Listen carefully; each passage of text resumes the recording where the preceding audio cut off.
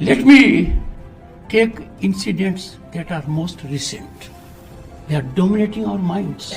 An event happened on the night of 14th and 15th of March in New Delhi at the residence of a judge.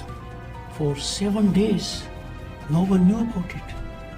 We have to ask questions to ourselves. Is the delay explainable?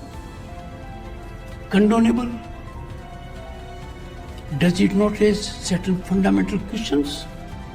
In any ordinary situation, and ordinary situations define rule of law, things would have been different. It was only on 21st March,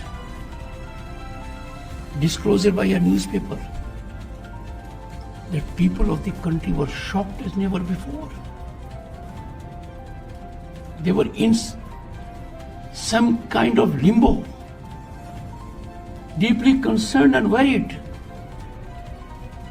at this explosive, alarming explosion.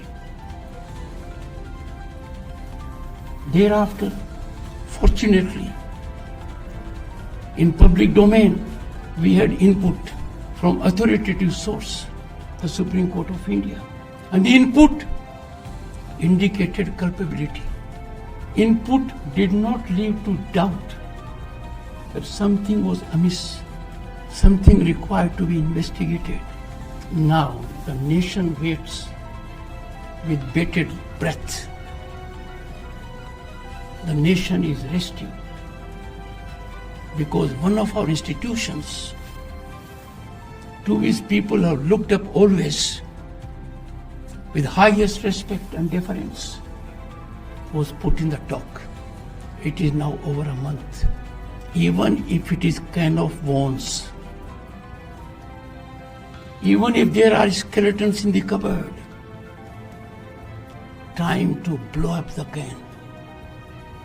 Time for its lid to go out.